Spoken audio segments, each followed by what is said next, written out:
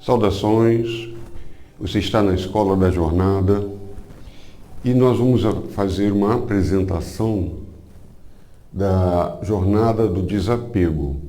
Lembrando que a nossa abordagem teórica é a metapsicologia. E o que pressupõe a metapsicologia? Que cada um de nós é uma mente, que é o nosso cérebro, e uma consciência individual. E que essa consciência individual está conectada a uma consciência universal. E essa conexão, ela tem a função de nos orientar, ou seja, essa consciência universal, ela nos mostra caminhos para que a gente desenvolva o que chamamos de nosso plano de existência. E ela faz isso através de 3 mecanismos. Um é a intuição, ou seja, essa consciência universal se comunicando com a gente, e através da consciência individual, que por sua vez vai se comunicar com a mente. Um outro mecanismo utilizado é a sincronicidade. Essas sincronicidades são eventos que dizemos organizados pela consciência universal, também com o objetivo de nós executarmos o nosso plano de existência. E o terceiro mecanismo nós chamamos de acesso, que é a comunicação vinda da consciência individual para a consciência universal, ou seja, quando solicitamos orientação. Então, esses 3 mecanismos definem a estrutura de comunicação. Esse processo que é o que nós temos para trabalhar dentro da metapsicologia. Porém, existe uma dificuldade, que é uma barreira que se forma aqui entre a mente e a consciência individual. Porque essa também é uma via de mão dupla. A mente entra na verdade, a nossa consciência individual, ela está conectada o tempo todo, como também nós sempre estivemos conectados à consciência universal. Só que as barreiras que são criadas entre a mente e a consciência individual, elas são criadas por conta de 3 sentimentos, que são o medo, a culpa e a raiva. Esses 3, eles sempre estão juntos. E aqui, nesse processo, que entra o autoconhecimento. Ou seja, a gente vai descobrindo quais são as características da nossa mente, a nossa dita personalidade. E é isso que a gente utiliza já com a jornada do desapego. Tem esse objetivo. É uma ferramenta para o autoconhecimento. E é o que nós veremos agora. Então, a jornada,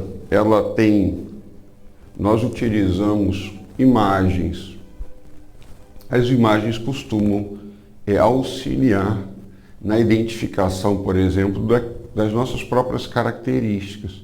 Então, o processo de autoconhecimento tem ao menos 2 passos básicos, que são a descoberta daquelas características que de alguma forma não estão boas em nós ou estão nos prejudicando, digamos assim, levando a conflitos, transtornos, patologias diversas, dificuldade na profissão, dificuldade com a família, nos relacionamentos, enfim, angústias, ansiedade, depressão, todas essas questões humanas, elas são decorrentes desses 3. E aqui, com a jornada, a gente vai fazendo um percurso Nós temos esses 9 quadros básicos, porém temos também outros quadros. O que acontece? O percurso ele funciona assim. Esses 3 sentimentos, medo, culpa e raiva, eles são sentimentos mais iniciais da nossa existência. E eles vão produzir o que nós chamamos de a árvore da mentira. Por que mentira? Porque nós criamos dificuldades através de um auto-engano.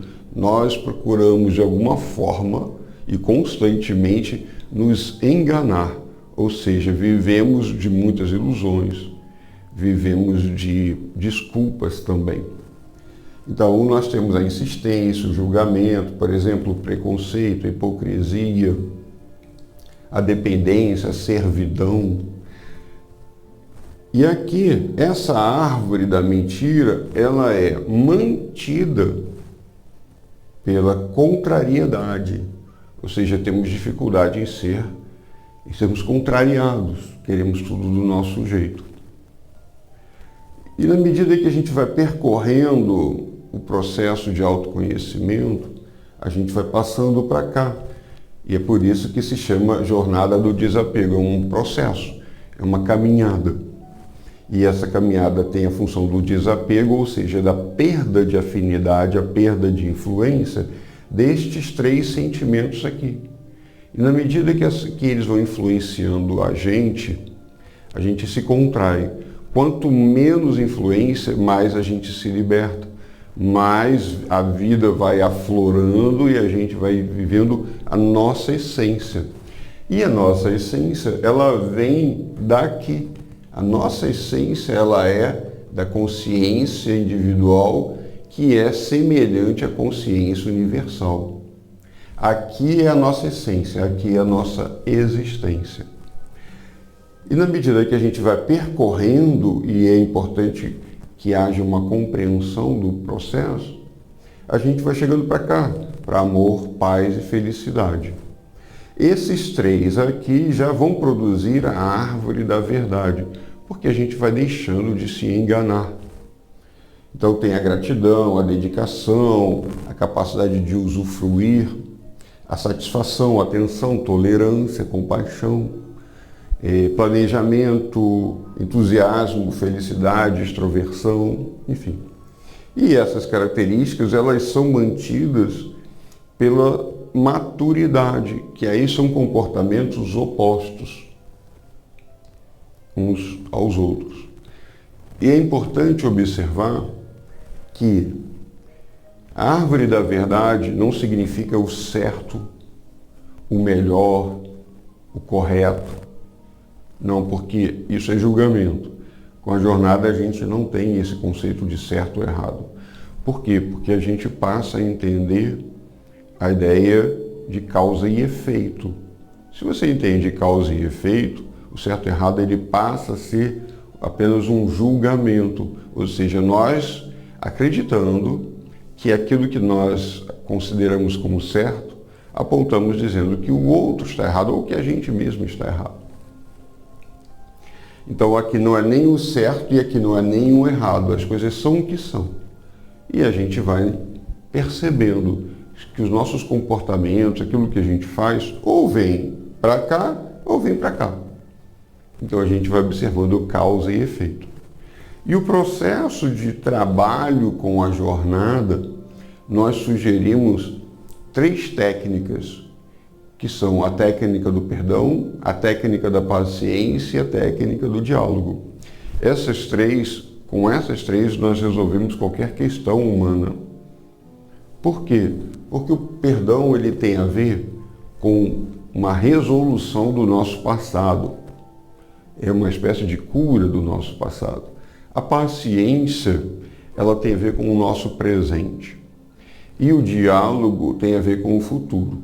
Muito embora nós entendemos que esses tempos não existam, no universo eles existem na mente.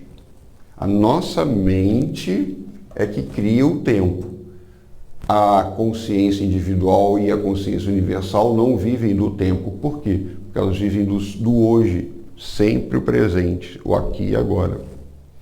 Então, na medida em que a gente vai desenvolvendo um e outro, e eles sempre estão juntos, nós temos aqui propostas de como trabalhar cada um deles. E esse trabalho em conjunto ajuda a gente ao desapego. A jornada, ela é um quadro um pouco maior. Então, eu apresentei aqui estes 9 quadros centrais. Porém, nós utilizamos outros quadros, alguns conceitos que são importantes, como a vida é uma escola, que vai mostrar a necessidade e as consequências do nosso amadurecimento, o princípio inteligente, que vai abordar justamente essa relação aqui, principalmente intuição, sincronicidade e acesso. O alinhamento, o que acontece? Na medida em que a gente vai trabalhando a nossa mente e a gente para de se identificar com o que a gente vai chamar aqui o mundo, né?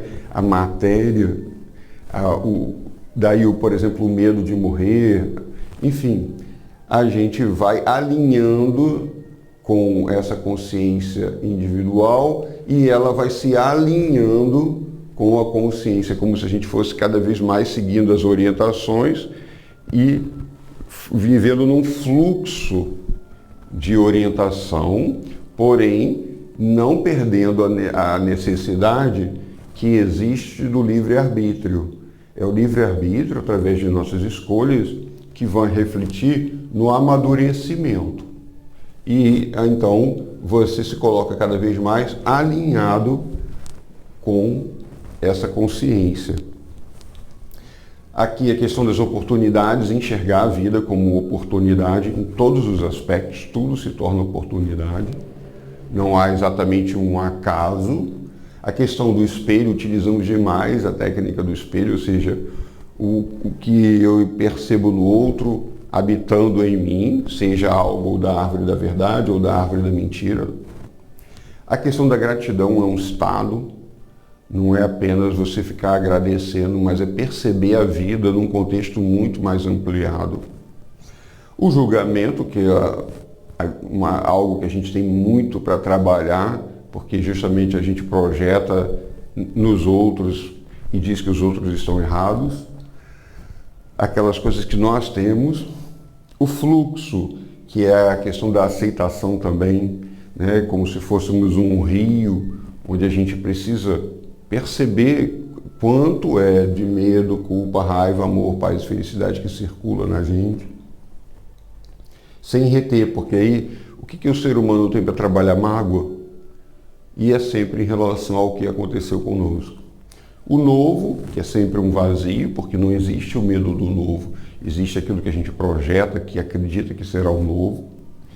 A vontade, que é um tipo de querer, esse querer, ele é associado à nossa maturidade, ou seja, na medida em que compreendemos isso e vamos alinhando, a gente passa a viver da vontade dessa consciência universal, não apenas do que nós chamamos de desejo. A mente fica o tempo inteiro desejando, eu quero isso, quero isso, quero aquilo. E aí vem todos os sofrimentos e conflitos justamente do desejo, mas não da vontade. A vontade, ela já tem um propósito de nos mostrar, vamos seguir pela paz. Aqui o tema também da bipolaridade, onde a gente vai trabalhar o entendimento de quem somos também a partir de outras pessoas, mas percebendo que cada um de nós é bipolar no sentido que, como se tivéssemos dois lados que são opostos e que um é como se fosse uma sombra que a gente vai trazendo para termos clareza e encontrarmos um caminho do meio. Aqui a questão do tempo relacionado à mente, onde vivemos mais as questões de passado com culpa e futuro com medo, e aí o nosso presente ele fica tenso por conta da raiva. As escolhas, também é necessário a gente entender a relação de causa e efeito que temos com tudo. Por quê? Porque quando a gente começa a entender causa e efeito, a gente começa a prestar atenção nas escolhas que fazemos. Tudo que a gente rega tende, né, é como uma planta que você rega, tende a crescer. E se você não regar, aquele comportamento, ele vai tendendo a diminuir. Daí vem a necessidade de você aprofundar lá nas informações do seu inconsciente, por exemplo, percebendo características que estão ali bem obscuras, e percebendo isso, descobrindo a característica daqui você escolhe, eu vou continuar com essa ou não vou continuar com esta. A questão da convicção, onde a gente vive muito mais no eu acho, ou seja, a gente não tem certeza das coisas e vai pelo caminho da dúvida. E esse caminho da dúvida é porque a gente busca certezas, mas busca certeza onde não existe. Por quê? Porque a gente vai vivendo dos desejos. Aqui a questão da aceitação, aceitar o outro como ele é, diferente de aceitar o que o outro faz. Aí entra toda uma situação de limites. Muitas vezes a gente fala de respeito, mas a gente não dá limites às pessoas, às situações, nem a nós mesmos. Não, eu devo fazer isso ou não devo fazer aquilo. Aceitar as pessoas como elas são nos liberta, nos deixa completamente em paz. Mas não precisamos aceitar tudo o que as pessoas querem fazer e nós também precisamos nos colocar nisso e aceitar a vida como um todo. Então, nós trabalhamos esses quadros todos durante as sessões e aqui é uma foto de um atendimento. Eu apenas desfoquei um pouco aqui porque tem dados pessoais e é interessante a gente não criar nenhum nível de exposição, mas só entendendo que é exatamente assim. Eu trabalho nos atendimentos, vou escrevendo as questões que as pessoas, em cada sessão a gente escreve e vai junto aqui com a TV, utilizando os quadros da jornada. Então é uma espécie de curso-terapia. Ou seja, a gente ensina a utilizar a jornada e a pessoa vai percebendo as próprias questões aqui na lousa.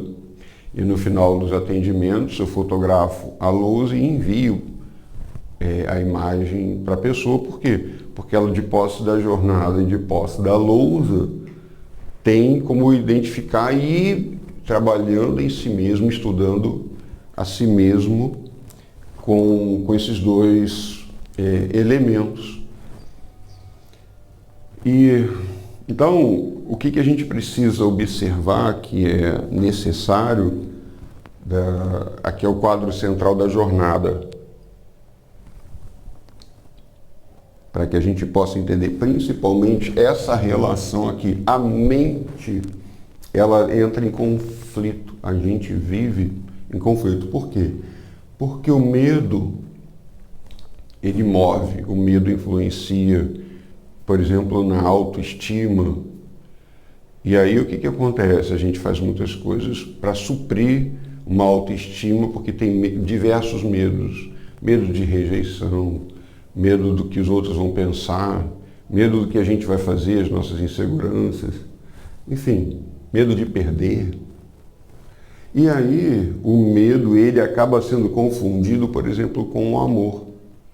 O amor é um sentimento, praticamente um estado em que a gente ainda tem dificuldade para vivenciá-lo. A gente ouve nas músicas, na poesia, na literatura, brinca sobre o amor, mas a gente confunde o amor com o desejo. E são diferentes.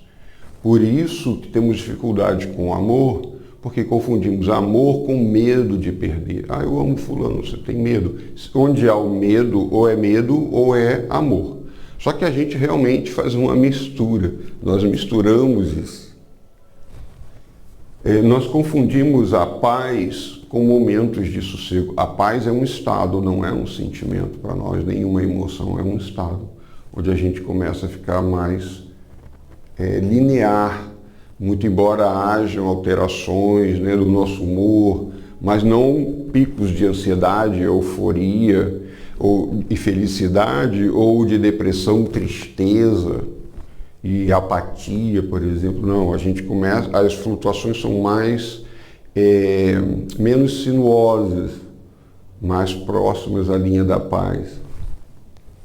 A felicidade, novamente, que também são momentos, né? A felicidade, a gente está lá num pico, Só que é um pico oposto, por exemplo, à tristeza. E é importante nós observarmos que confundimos felicidade também com prazer, que está na árvore da mentira. Aqui, na felicidade e a tristeza, traz uma questão muito relevante, que é para que a gente sinta a felicidade ou sinta a tristeza, precisa que algo aconteça. Ou seja, os dois dependem de algo, e dependência é um problema que a gente tem para resolver. Então, não se vai em busca de felicidade, nem evitando a tristeza, que a gente vai aqui em busca da paz. O medo, ele tem o seu início nos instintos, depois a gente vai com as nossas, o instinto de sobrevivência natural. Porém, as experiências que nós temos, a gente começa a adquirir medos e passa a viver desses medos, aí vai em busca de segurança, em busca de certeza. O medo, ele produz isso. E justamente segurança e certeza que a gente não acha. A mente jamais vai se sentir segura ou com certeza. Por quê? Porque isso, segurança e certeza, só é possível quando a gente se identifica mais com a nossa essência, e aí a única certeza e segurança que tem é de que o processo funciona, de que há uma orientação. A mente vive insegura, buscando se agarrar em questões de ser e ter. Eu tenho isso, eu me sinto seguro, eu sou assim, aí vem a ideia de sucesso ou o que seja. Então a autoestima, ela acaba sendo um engano, porque ela está relacionada aqui, com a mente. Depois vem o processo de culpa, que a gente aprende a partir do que é certo ou errado, que nos ensinaram, o que a gente vai desenvolvendo como correto, como incorreto, como verdade, como mentira, e tudo a partir do que nós aprendemos com a sociedade, com a família, na escola, com os amigos, enfim. Nós vamos aprendendo, né? A religião, tudo isso nos dão informações que nós introjetamos, assimilamos e acabamos acreditando que são nossas informações. E aí quando a gente age ou pensa de uma maneira diferente daquilo que nós aprendemos, vem a culpa. Tem pessoas que não sentem essa culpa, mas aí a gente entende que é uma questão daqui, dessa conexão. A raiva, ela está bem relacionada com a nossa não resolução desses dois aqui. Por quê? A contrariedade, que é geralmente o que estimula, o que é o estímulo para a gente sentir raiva, aconteceu alguma coisa, eu não queria desse jeito, pronto. Fica irritado, irritação ou com uma pessoa, ou enfim, qualquer coisa. Ser contrariado inicia a raiva. Então, se a gente resolve esses dois, nós vamos resolvendo em nós a raiva. E eles sempre estão juntos. Os três sempre estão juntos. Às vezes começa com a raiva, depois vai aparecer o medo. Se alguma coisa acontece, a televisão apaga e eu ficar com raiva, eu bato aqui na televisão por impulsividade, decorrente do meu nível de imaturidade, quebro a televisão, aí vou me sentir com culpa por ter feito e medo de não funcionar de novo. Compreende? Então eles sempre estão juntos. Você pode encontrar isso em tudo, qualquer questão da sua vida tem. A dificuldade, muitas vezes, é porque a gente não entende que eles três têm dois sentidos, apenas para fins didáticos. Ou a gente sente medo de algo fora, ou de algo dentro. Ou a gente culpa alguém em alguma coisa, ou a gente se culpa. Ou a gente coloca a raiva para fora, ou coloca para dentro. Então, a gente muitas vezes tem dificuldade para identificar. Já o amor, a paz e a felicidade, não. O que você deseja para você é o que você vai desejando para o outro. Só que esse outro é a gente. Na medida que a gente vai percebendo isso, aquilo que seria o nosso desejo, o que a gente quer para a gente, acaba sendo o que você quer para o todo. para a coletividade. Então, a ideia do egoísmo, do individualismo, ela vai sendo transmutada, vai sendo transformada no amadurecimento para a individualidade. Nós temos, cada ser no universo é uma individualidade, dentro de um conjunto maior, cada um com suas características. Mas, como se tivéssemos, a gente vai passando a ter objetivos similares, que são o todo. O todo passa a ser aquilo que a gente quer. A totalidade, estar em comunhão com esse todo. E aí, o que você quer, o eu é igual ao outro.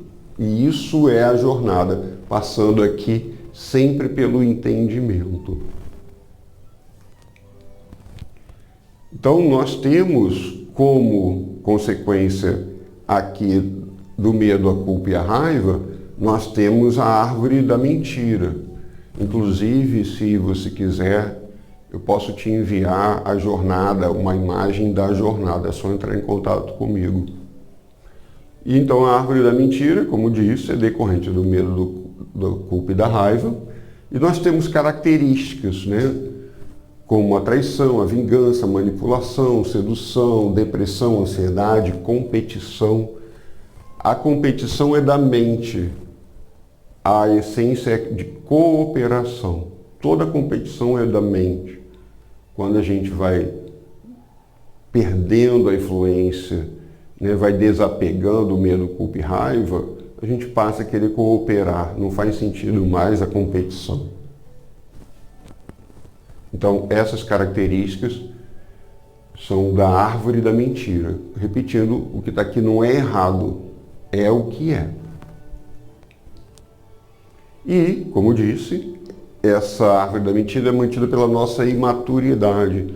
Toda vez que somos contrariados, que ouvimos um não, por exemplo, ou algo diverge do que a gente deseja, a gente, né, vai fazer pirraça, foge, mente, inventa, se esconde, manipula, não assume o que faz.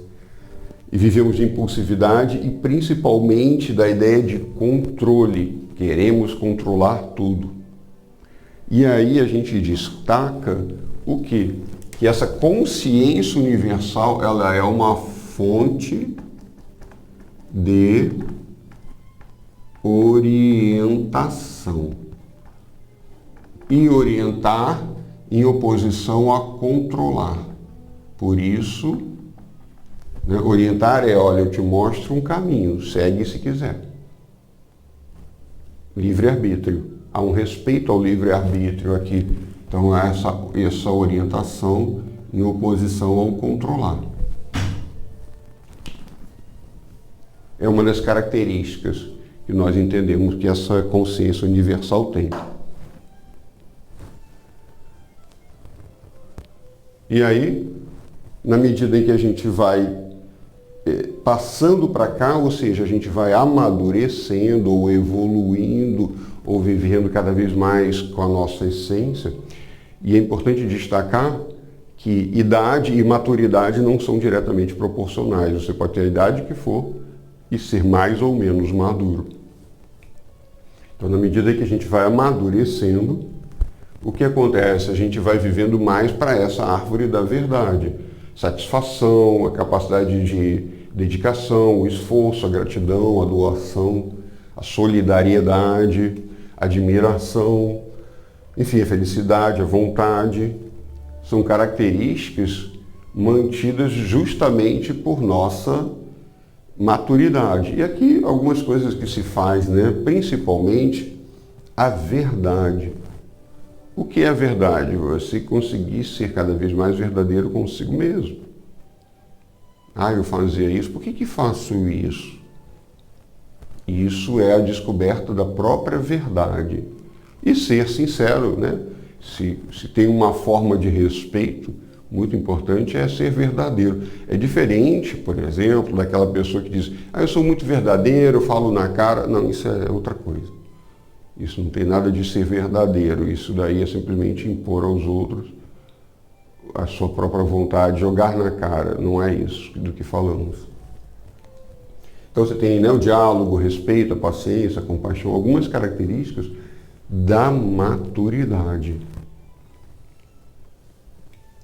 Não precisamos concordar apenas, não seremos agressivos uns com os outros. A gente ainda está num nível tão básico, tão elementar de desenvolvimento da personalidade, de maturidade, que se a gente já não se matar, já é uma conquista. Porém, a gente acaba se matando porque vai vivendo de uma maneira sob o jugo do medo, da culpa e da raiva. E entre a árvore da verdade e a árvore da mentira, existe a árvore da desculpa, que uma auxilia a outra no processo. A pessoa diz assim, eu não faço fofoca, apenas comento sobre a vida alheia. Peraí, você está se enganando. E essa é uma grande dificuldade muitas vezes. A gente, por exemplo, quando vai falar do espelho, você diz, e essa pessoa é fofoqueira. Eu não sou fofoqueiro. Só que não percebe porque eu não faço assim, mas faz de outro jeito. Ah, essa pessoa é muito controladora. Eu não sou controlador, eu não. Eu ajudo os outros. Acho que tem aqui. Eu ajudo os outros naquilo que eles não sabem fazer. Aí está controlando, está se metendo, está sendo invasivo. E a técnica do perdão, esse primeiro ponto aqui, aceite que o outro é semelhante a você, não julgue. A gente precisa encontrar a nossa semelhança nas pessoas, porque nós temos semelhanças uns com os outros. E quando você começa a se observar como semelhante, a tendência é ser menos hipócrita, ou seja, não vou mais ficar falando daquilo que a pessoa tem, vou trabalhar em mim porque me incomoda. E aí o auto-incômodo, ele vai acontecendo cada vez mais. Então aqui tem algumas sugestões para serem trabalhadas com o perdão. Já a paciência, a gente também tem, semelhante aqui, como a gente viu. Aqui, não, foi o mesmo. E o diálogo, deu um erro aqui na minha imagem. Ficou o mesmo conteúdo, mas enfim, não tem problema. A técnica do diálogo, observe o seu jeito de falar. O que acontece? A gente precisa observar como a gente fala, como a gente se comunica, inclusive porque aqui é um processo de comunicação. A fonte universal está sempre se comunicando com a gente, através desses mecanismos. Intuição, sincronicidade e acesso. E então é assim que a gente forma esse percurso que tem da jornada.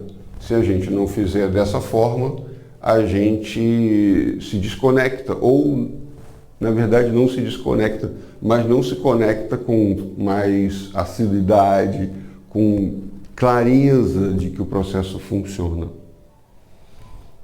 Então, dessa forma, a gente encerra essa parte da apresentação da jornada e no decorrer de outros vídeos vamos trabalhar especificamente outros quadros com mais detalhes. Ok? Muito grato por sua atenção.